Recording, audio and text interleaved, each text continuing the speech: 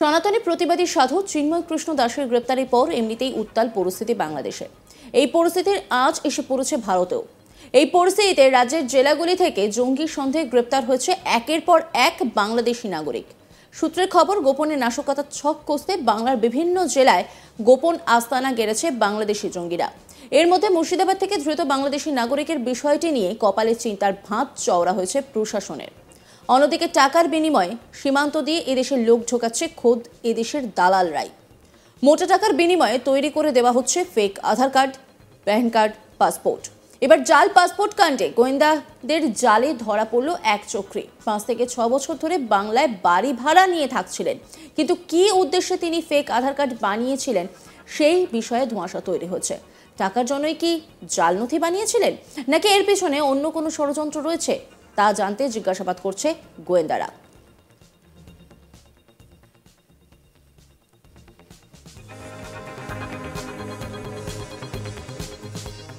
স্থানীয় বাসিন্দা মৃণাল কান্তি পাল, তিনি কি বলছেন শোনাব আপনাদের। তাদেরকে ধীরেন ঘোষ, তাকে পুলিশ গ্রেপ্তার করে নিয়ে গেছে পাসপোর্ট জালিয়াতি কেসে।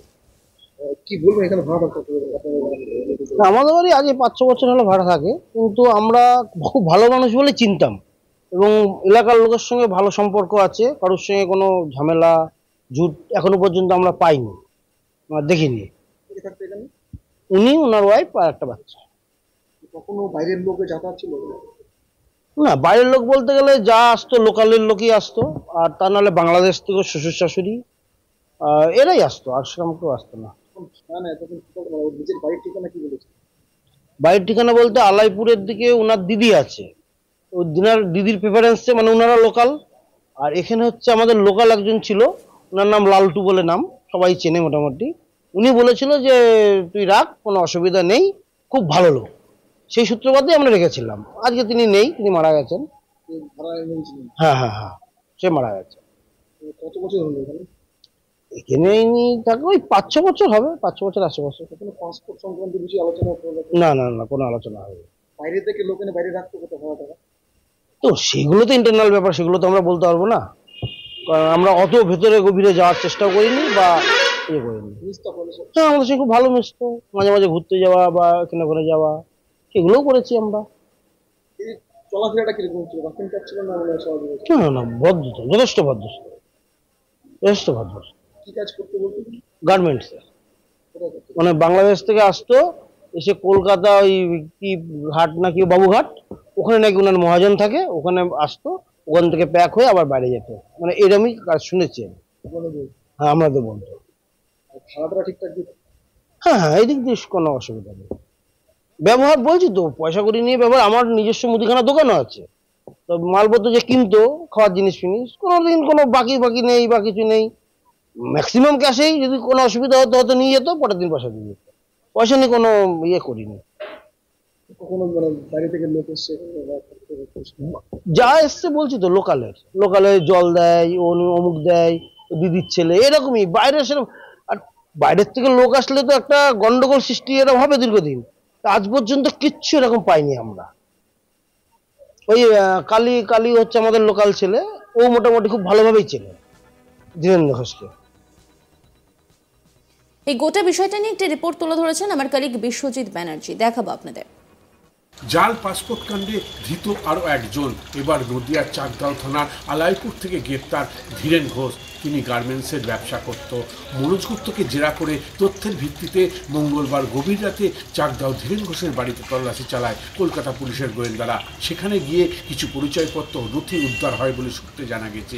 রাত 2:30 নাগাদ ধীরেন ঘোষকে গ্রেপ্তার করে কলকাতায় নিয়ে আসেন গোয়েন্দারা। পাসপোর্ট কাণ্ডে মূল পাণ্ডা মনোজ গুপ্তকে জেরা করে তার সন্ধান পাওয়া গিয়েছে বলে জানা গিয়েছে। ধৃত ব্যক্তি বাংলাদেশের নাগরিকদের পাসপোর্ট তৈরি করে দেওয়ার সঙ্গে জড়িত। নদিয়ার বিস্তীর্ণ এলাকায় মোটা টাকার বিনিময়ে পাসপোর্ট তৈরি করে বিক্রি করত বাংলাদেশিদের। এই নিয়ে পাসপোর্ট কাণ্ডে 8 জনকে গ্রেপ্তার করল পুলিশ। গার্মেন্টসের ব্যবসা করত নদিয়ার চাকদাও থানার অন্তর্গত জমাদারপাড়া এলাকায় একটি বাড়িতে পরিবার নিয়ে ভাড়া থাকতেন ধীরেন ঘোষ। ভাড়া বাড়ির পরিবারের এক সদস্য মৃণাল কান্তি পাল বলেন, যে বাড়িতে ধীরেন ঘোষ ভাড়া থাকতেন সেটা তার কাকার বাড়ি। 5 থেকে 6 বছর ধরে এখানে ভাড়া আছেন, ঝামেলাও হয়নি। তার স্বভাব চরিত্র ভালো ছিল।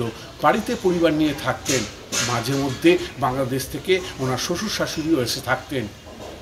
এছাড়া বাংলাদেশ থেকে আর কেউ আসতে দেখিনি, তবে পাসপোর্ট সংক্রান্ত কোনো কাজ করতে দেখিনি তাকে।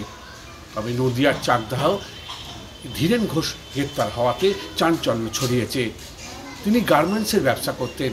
মনোজ গুপ্তকে জেরা করে তথ্যের ভিত্তিতে মঙ্গলবার গভীর রাতে চাকদাহ ধীরেন ঘোষের বাড়িতে তল্লাশি চালায় কলকাতা পুলিশের গোয়েন্দারা। সেখানে গিয়ে কিছু পরিচয়পত্র নথি উদ্ধার হয় বলে সূত্রে জানা গেছে। রাত 2:30 নাগাদ ধীরেন ঘোষকে গ্রেপ্তার করে কলকাতায় নিয়ে আসেন গোয়েন্দারা। পাসপোর্ট কাণ্ডে মূল পাণ্ডা মনোজ গুপ্তকে জেরা করে তার সন্ধান পাওয়া গিয়েছে বলে জানা গিয়েছে। ধৃত ব্যক্তি বাংলাদেশি নাগরিকদের পাসপোর্ট তৈরি করে দেওয়ার চক্রে জড়িত। নদিয়ার বিস্তীর্ণ এলাকায় মোটা টাকার বিনিময়ে পাসপোর্ট তৈরি করে বিক্রি করত বাংলাদেশের কাছে। এই নিয়ে পাসপোর্ট কাণ্ডে 8 জনকে গ্রেপ্তার করল পুলিশ। গার্মেন্টসে ব্যবসা করত। নদিয়ার চাকদা থানার অন্তর্গত জমাদারপাড়া এলাকায় একটি বাড়িতে পরিবার নিয়ে ভাড়া থাকতেন ধীরেন ঘোষ। ভাড়া বাড়ির পরিবারের এক সদস্য মৃণাল কান্তি বলেন যে বাড়িতে ধীরেন ঘোষ ভাড়া থাকতেন সেটা তার কাকার বাড়ি। 5 থেকে 6 বছর ধরে সেখানে ভাড়া আছেন। কোনোদিন ঝামেলা হয়নি। তার স্বভাব চরিত্র ভালো ছিল। বাড়িতে পরিবার নিয়েই থাকতেন। মাঝে মধ্যে বাংলাদেশ থেকে তার শ্বশুর শাশুড়ি এসে থাকতেন। এছাড়া বাংলাদেশ থেকে আর কেউ আসতে দেখেনি। তবে পাসপোর্ট কাণ্ডে সংক্রান্ত বা কোনো কাজ করতে তাকে দেখিনি। এই নিয়ে যেমন চাঞ্চল্য ছড়িয়েছে, তেমনি নদিয়ার বিভিন্ন জায়গায় তল্লাশিও চলছে। নদিয়ার চাকদাহ থেকে ধীরেন ঘোষ নামে ওই ব্যক্তিকে গ্রেপ্তার করাতে চাঞ্চল্য ছড়িয়েছে। তিনি গার্মেন্টসের ব্যবসা করতেন। গভীর রাতে চাকদাহ ধীরেন ঘোষকে গ্রেপ্তার করাতে চাঞ্চল্য ছড়ায়। মঙ্গলবার গভীর রাতে রাত 2:30 নাগাদ তাকে কলকাতায় নিয়ে আসা হয় গ্রেপ্তার করে। পাসপোর্ট কাণ্ডের মূল পাণ্ডা মনোজ গুপ্তকে জেরা করে তার সন্ধান পাওয়া যায়।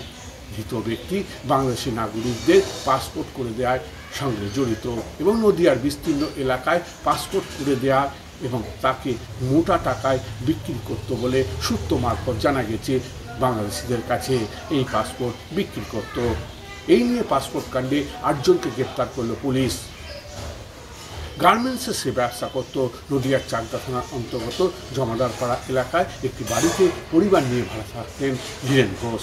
ভাড়া বাড়ি পরিবারের এক সদস্য মৃণাল কান্তি পাল বলেন যে বাড়িতে ধীরেন ঘোষ ভাড়া থাকতেন সেটা তার কাকার বাড়ি। 5 থেকে 6 বছর ধরে এখানে ভাড়া আছেন। কোনো ঝামেলা হয়নি। স্বভাব চরিত্র ভালো ছিল। বাড়িতে পরিবার নিয়ে থাকতেন, কিন্তু মাঝে মাঝে বাংলাদেশ থেকে ওনার শ্বশুর শাশুড়ি এসে থাকতেন। এছাড়া বাংলাদেশ থেকে আর কাউকে আসতে দেখেননি। অন্যান্য খবরের আপডেটের জন্য অবশ্যই নজর রাখুন আজ তাক বাংলার ইউটিউব স্ট্রিমিংয়ে। লাইক, কমেন্ট, শেয়ার এবং সাবস্ক্রাইব করতে ভুলবেন না।